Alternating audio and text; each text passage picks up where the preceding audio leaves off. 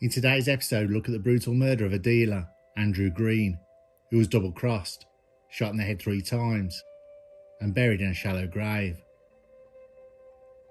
The murderer who stole his drugs was worried about the criminal underworld coming for him, devised a plan to kill Green so the missing drugs would die with him. It would remain a missing persons case until police detectives unravelled the line of events.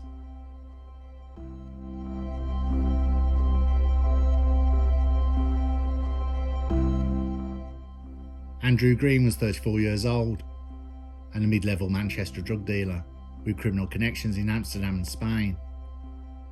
He spent many years as a low-level solo dealer, building his contacts, and then became a middleman for a Manchester firm to buy bulk from his Amsterdam contacts.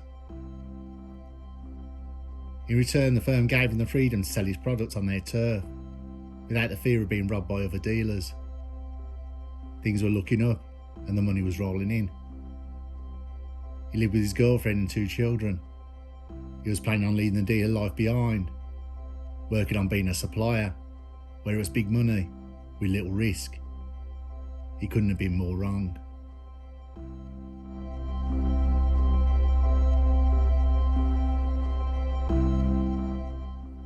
Andrew Green started to transition into being a supplier, and it was going really well, enough to start looking for a new home. One of his buyers was Brian Matthews, who bought all different kinds of product off Andrew Green. It was never in large amounts, but he was a regular and trusted buyer. Meanwhile, back on the mean streets of Manchester, dealers were being taken out by the one person you call if you want to knock out the competition: Crime Stoppers. The info given would go straight into police intelligence, and 2004 was becoming a bumper year for drug convictions. This new firm was muscling their way in and gaining territory without spilling a drop of blood. Andrew Green's mates had just been busted with large amounts of product. He wasn't just getting busted part. The product that had taken off you by police would literally be, for some people, everything they worked their life for. Panicked, he contacted Brian Matthews and asked him if he wanted more product. Brian said he would, but not the amount that Green was asking, as he didn't have that kind of money. Andrew Green said that was cool and he'll be around later. To Brian Matthews' surprise, instead of a jiffy bag with product, Andrew Green had bought a bin bag packed full of everything. He gave it to Brian Matthews on credit, and Andrew Green would stay off the dealer scene until the dust had settled. Andrew Green had rung Brian Matthews a week later about wanting part payment, but Brian Matthews said he couldn't talk. Something's going on. He kept avoiding and blanking Green's calls.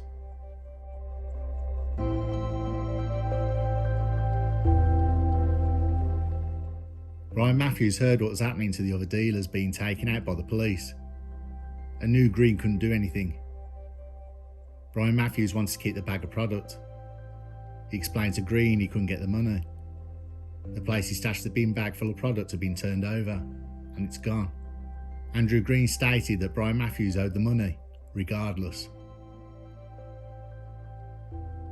Brian Matthews still had a plan to keep the money, but when the fake being robbed trick didn't work, he then found out a special deal Green had with the gangland firm. Brian Matthews needed to act before the firm knew he had bumped Andrew Green for the money. So what if Andrew Green vanished? So would his debt. Dealers go missing all the time.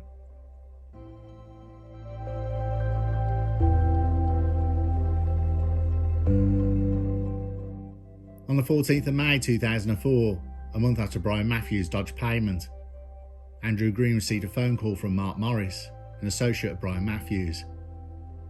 Mark Morris was told that Brian Matthews had the money. He didn't want to sour their relationship and wanted to carry on dealing with him. If he meets him in the next hour, he can pay him the full balance. Andrew Green accepted and was picked up by Mark Morris that evening. Andrew Green was never seen again.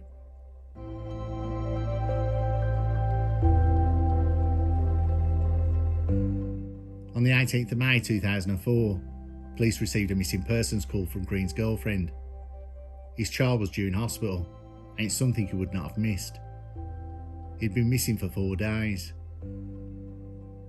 Green's girlfriend was very open with the police, saying he was a dealer and she thinks something bad has happened to him. Police, certain that indeed something had happened to him, traced the phone of the guy who called him and brought him in for questioning. Mark Morris was identified through phone records as being the man who phoned to pick up Andrew Green. Mark Morris was a used car dealer, and he had known criminal links and some offending, but nothing heavy.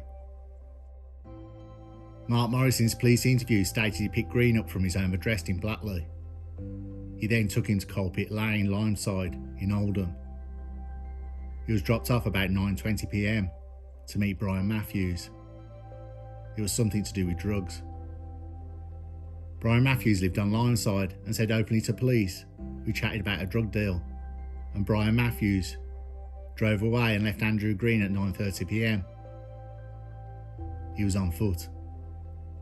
Asked why he left Andrew Green on foot, he assumed he was going to phone for a taxi, or a lift as you would.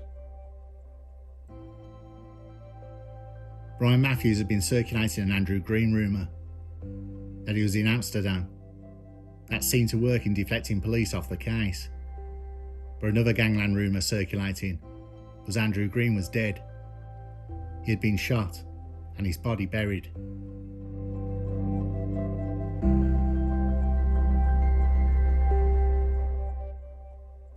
Police started investigating the area more to see if any other crime had surfaced the night of Andrew Green going missing. But there was one that stood out on the opposite end of Coalpit Lane. A woman reported that she looked out of a window and saw a white 4x4 and a small car. The man got out of the white 4x4 and went to the passenger side of the following car. The man opened the door and shot the passenger. They then dragged his body to the 4x4 and drove off. It was over in less than a minute. Police the day after investigated the area and found a spot of blood on a cigarette half smoked and a spot of blood on the ground. But this had been filed as no reports of anyone missing. This was 4 days before Andrew Green was reported missing by his girlfriend.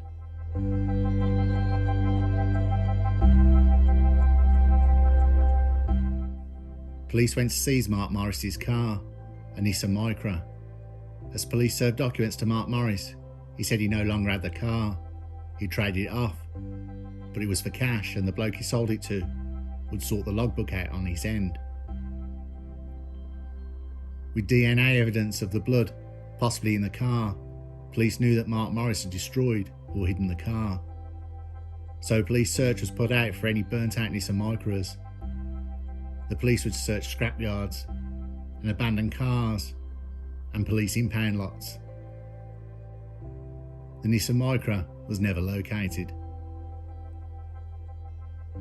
Reports were that Brian Matthews was driving a white Land Rover Discovery at the time. This vehicle could also not be located. Detectives continued searching police records and found the report of a handgun being found. It had been thrown over the fence of a private fishing club, but the gun had landed on the bank and fell short of hitting the water. The gun, a revolver, was checked for fingerprints, but they had been wiped clean. Police checked Mark Morris's phone GPS records, and what he said in his statement was correct. But after stopping at Coalpit Lane, his phone was pinged driving around the wilderness of High Crompton.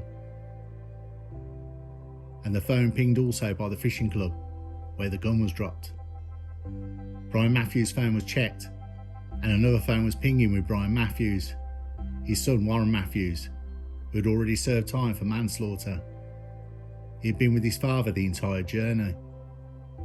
They returned to their home address in the early hours of the morning.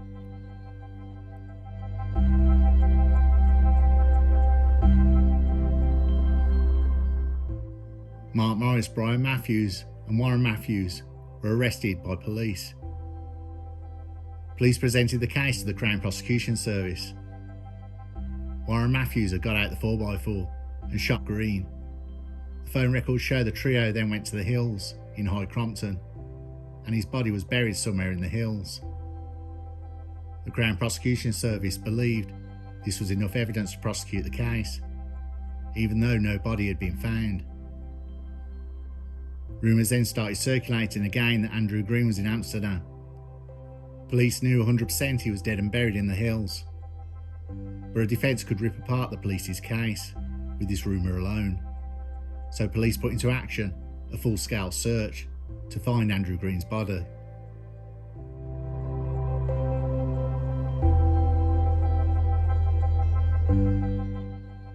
The search area, due to the phone masts not being able to use precise locations in the countryside, left police with a 10-mile square search area, which would be impossible to search.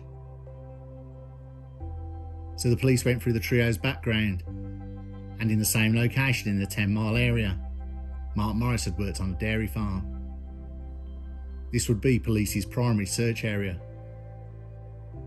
The dairy farm had been used as dumping ground for years, which will make police search even tougher. Cadaver dogs were brought in, and after 2 days searching, the dogs had found a location. Bone fragments were found, and after forensics started digging, they found clothing and a skull. They also found the bullet.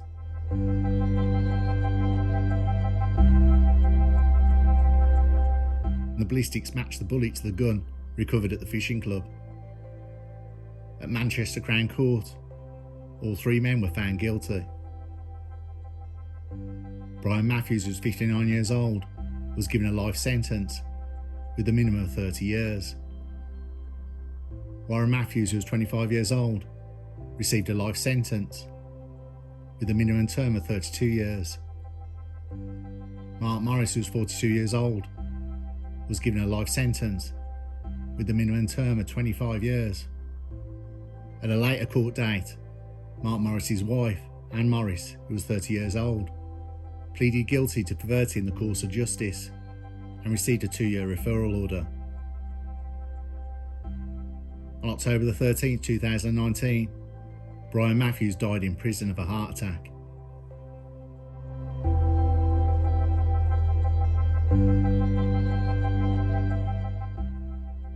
Andrew Green, leaving a bin bag of drugs with Brian Matthews, someone he trusted, cost him his life. But if you watch enough of these videos on this channel, you know the golden rule: you trust no one.